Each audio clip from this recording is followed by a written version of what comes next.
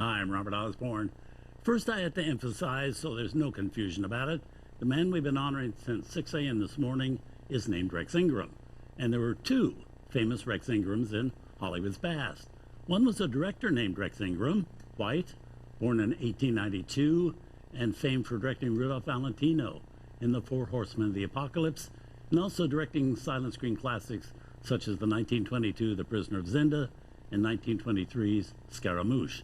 But then there's the Rex Ingram that's in our spotlight today. Wonderful actor, born in 1895.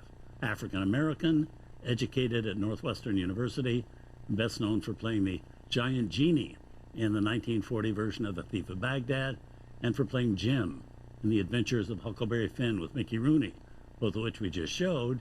And he was also in movies we have coming up, such as Vincent Minnelli's Cabin in the Sky, Sahara with Humphrey Bogart, and Anna Costa with Sammy Davis Jr. And we hope, if you're not familiar with Rex Ingram the actor, you'll be well acquainted with him and his work from here on.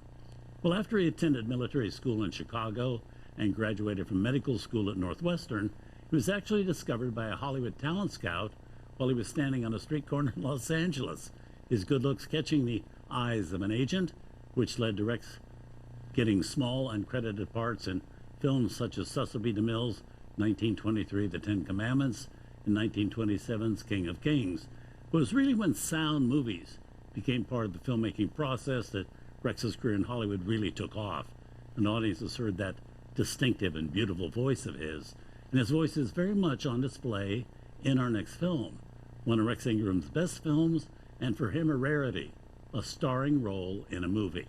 It's a 1936 film version of the great Broadway success, The Green Pastures, made by Warner Brothers, and one of the few films made by a major Hollywood studio at that time to feature a cast made up entirely of African Americans. It was a very prestigious undertaking. The Broadway version won a Pulitzer Prize for its author, Mark Conley.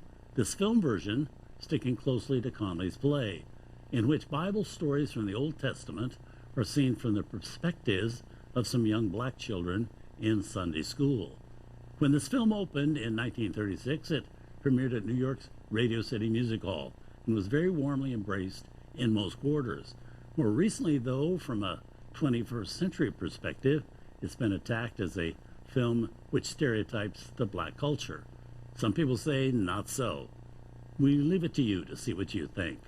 Here's Rex Ingram along with Eddie Rochester Anderson and the famous Hall Johnson Choir. From 1936, The Green Pastures.